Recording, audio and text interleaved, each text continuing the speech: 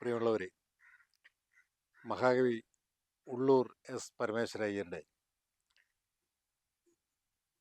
കേരള സാഹിത്യ ചരിത്രം എങ്ങനെയാണ് അത് ഉത്ഭവിച്ചത്, എങ്ങനെയാണ് അത് പിന്നീട് മലയാളികൾ വായിക്കുവാൻ ഉണ്ടായ സാഹചര്യം ഉണ്ടായത് എന്നുള്ളതിനെ സംബന്ധിച്ചാണ് നമ്മൾ ഇന്ന് സംസാരിക്കാൻ പോകുന്നത്. 1911 മഹാകവി ഉള്ളൂര് വൈക്കത്ത് മഹാകവി വടക്കംകൂർ രാജരാജവർമ്മയുടെ ഭവനം സന്ദർശിക്കുകയുണ്ടായി. അദ്ദേഹം ഇടയ്ക്കിടയ്ക്ക് വടക്കംകൂർ കൊട്ടാരം സന്ദർശിക്കുമായിരുന്നു. നമുക്കറിയാം, മഹാകവി ഉള്ളൂര് കേരള സാഹിത്യ ചരിത്രത്തിൻ്റെ കർത്താവാണ്. കേരളീയ സംസ്കൃത സാഹിത്യ ചരിത്രത്തിൻ്റെ കർത്താവാണ് മഹാകവി വടക്കംകൂർ. അക്കാലത്ത് മഹാകവി വടക്കംകൂർ വൈക്കത്ത് സന്മാർഗ പോഷിണി സഭ എന്ന ഒരു സാഹിത്യ സഭ നടത്തിപ്പോന്നിരുന്നു. അത് കേരളത്തിലെ സഹൃദയരെ സംബന്ധിച്ചോളം, സാഹിത്യ പ്രേമികളെ സംബന്ധിച്ചിടത്തോളം അത് പ്രധാനപ്പെട്ട ഒരു കാര്യമായിരുന്നു. അവിടെ വിവിധങ്ങളായിട്ടുള്ള സാഹിത്യ ചർച്ചകൾ വടക്കംകൂർ മുൻകൈ എടുത്തുകൊണ്ട് അദ്ദേഹത്തിൻ്റെ നേതൃത്വത്തിൽ നടത്തിക്കൊണ്ടിരുന്നു. പൗരാണി സാഹിത്യം, സംസ്കൃത സാഹിത്യത്തിലെ വിവിധ ശാഖകൾ, മണിപ്രവാള സാഹിത്യം, അതുപോലെ തന്നെ മലയാളത്തിലെ പ്രധാനപ്പെട്ട കാവ്യങ്ങൾ, ഈ കാവ്യങ്ങളുടെ ഉത്ഭവങ്ങൾ, ഇങ്ങനെയുള്ള കാര്യങ്ങളെല്ലാം സന്മാർഗഭൂഷണി സഭ സഹൃദയർക്ക് വളരെ നല്ല രൂപത്തിൽ പരിചയപ്പെടുത്തിക്കൊണ്ടിരുന്നു. മഹാകവി ഉള്ളൂര് 1911 വടക്കംകൂർ സാഹിത്യ സമ്മേളനത്തിൽ ഇരിക്കുന്ന സമയത്ത് ഉള്ളൂർ പറയുകയുണ്ടായി, ഈ കേരളത്തിൻ്റെ വിവിധ ഭാഗങ്ങളിൽ നിന്നും സാഹിത്യപ്രേമികൾ, സഹൃദയരെ തനിക്ക് നിരന്തരം പല വിഷയങ്ങളെ അധികരിച്ചും കത്തുകൾ എഴുതുന്നുണ്ടെന്നും ഇനി അങ്ങനെയുള്ള എഴുത്തുകൾ കുറയ്ക്കണമെന്നും ആ യോഗത്തിൽ അദ്ദേഹം ആവശ്യപ്പെട്ടു. അതെന്താണ് അങ്ങനെ ആവശ്യപ്പെട്ടത് എന്ന് നമ്മൾ ചർച്ച ചെയ്യേണ്ടതുണ്ട്. അദ്ദേഹം ആവശ്യപ്പെട്ടൊരു കാര്യം, താൻ നമ്മുടെ ഭാഷയ്ക്ക് വേണ്ടി മഹത്തായ ഒരു കർമ്മം നിർവഹിക്കാൻ പോവുകയാണെന്നും അത് മലയാളികളുടെ ഭാഷയായിട്ടുള്ള മലയാളത്തിൻ്റെ സാഹിത്യ ചരിത്രം നിർമ്മിക്കുക എന്നുള്ളതാണ് തൻ്റെ ഉദ്ദേശമെന്നും അതിനായിട്ട് ഒത്തിരി വിവരങ്ങൾ ശേഖരിക്കണമെന്നും അത് ശേഖരിച്ചു കൊണ്ടിരിക്കുകയാണെന്നും അദ്ദേഹം അവിടെ പറയുകയുണ്ടായി. ആയതിനാൽ എല്ലാ സഹൃദയരും എഴുതുന്ന കത്തുകൾക്ക് തനിക്ക് അതാത് സമയത്ത് മറുപടി തരിക എന്നുള്ളത് സാധ്യമല്ലാത്ത ഒരു സാഹചര്യം വന്നിരിക്കുന്നതിനാൽ ദയവീത് തന്നെ ആ രൂപത്തിൽ ശല്യം ചെയ്യരുത് എന്ന് അദ്ദേഹം സ്നേഹബുദ്ധിയ സഹൃദയരോട് പറയുകയും വടക്കംകൂർ അത് ഒന്നും കൂടി സഹൃദയെ ഓർമ്മപ്പെടുത്തുകയും ചെയ്തു.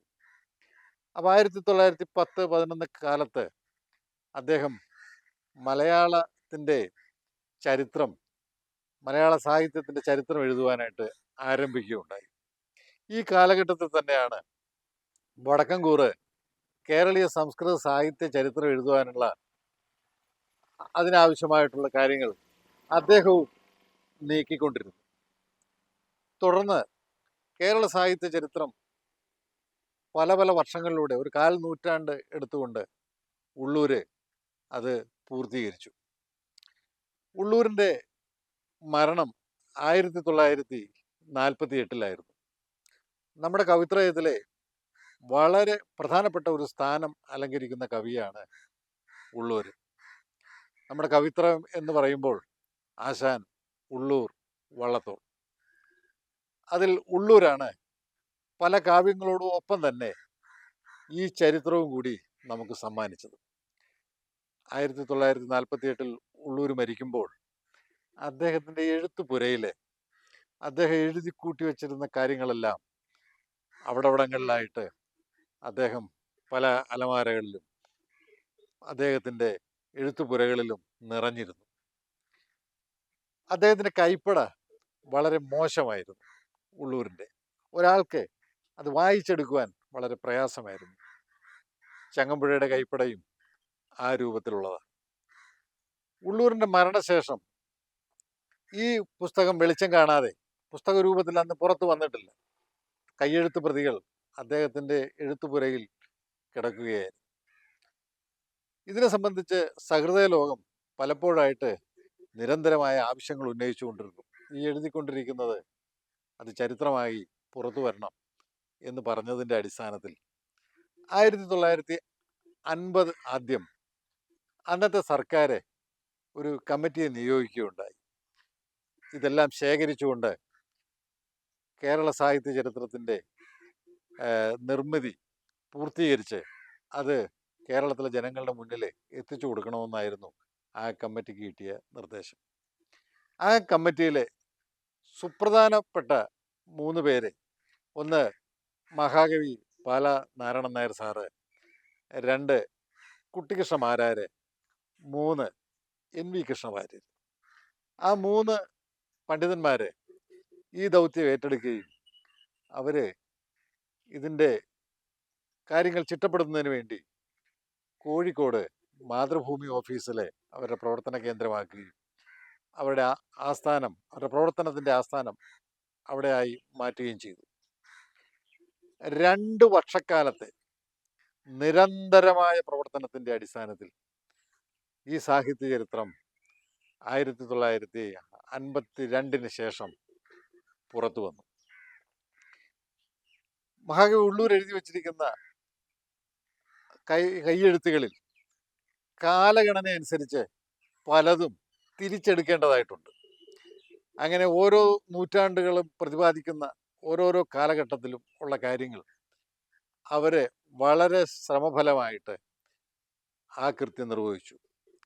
അതിൽ അവിടെ തന്നെ കേന്ദ്രീകരിച്ച് നിന്നുകൊണ്ട് ഏറ്റവും കൂടുതൽ പ്രവർത്തനങ്ങൾ നടത്തിയത് പാലായായിരുന്നു. 1952 കേരള സാഹിത്യ ചരിത്രത്തിൻ്റെ പ്രവർത്തനങ്ങൾ പൂർത്തീകരിച്ച് അതിൻ്റെ പ്രകാശനം നിർവഹിക്കുന്നതിന് മുമ്പായി ഈ പ്രവർത്തിച്ചവർക്ക് ഒരു യാത്രയപ്പ് സമ്മേളനം മാതൃഭൂമി ഓഫീസിൽ സംഘടിപ്പിച്ചിരുന്നു.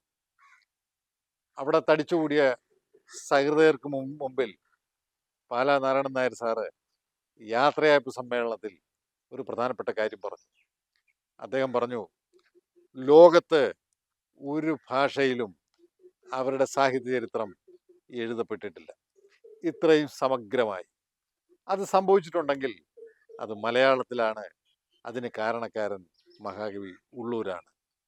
അദ്ദേഹം എഴുതി വച്ചിരിക്കുന്നതെല്ലാം ഞങ്ങൾ സംശോധന നടത്തി പൂർത്തീകരിച്ച് ഒരു പുസ്തക രൂപത്തിലേക്ക് അത് പ്രകാശനം ചെയ്യപ്പെടാൻ പോവുകയാണ്.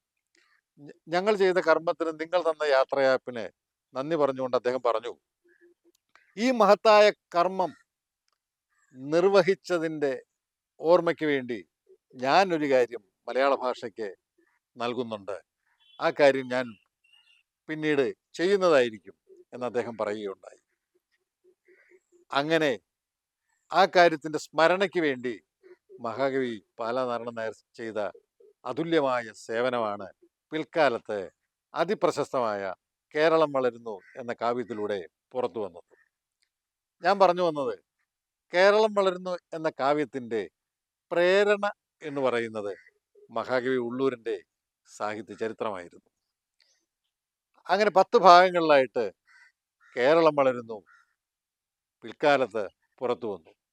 ആ കേരളം വളരുന്നു എന്നുള്ള ബൃഹത്തായ ആ കാവ്യകൃതിയിൽ നമ്മുടെ സംസ്കാരത്തെക്കുറിച്ചും നമ്മുടെ ഭാഷയിൽ കടന്നു വന്ന മഹാന്മാരെക്കുറിച്ചും നമ്മുടെ പൈതൃകത്തെക്കുറിച്ചും നമ്മൾ ചെയ്ത സേവനങ്ങളെക്കുറിച്ചുമെല്ലാം പല പല കവിതകളായിട്ട് അത് പുറത്തു വന്നപ്പോൾ അത് മറ്റൊരു രൂപത്തിൽ നമ്മുടെ കാവ്യ സംസ്കാരത്തെയും നമ്മുടെ ഭാഷയെയും അതുല്യമായ ഒരു സേവനമായിട്ട് നമുക്കത് കരുതാവുന്നതാണ്.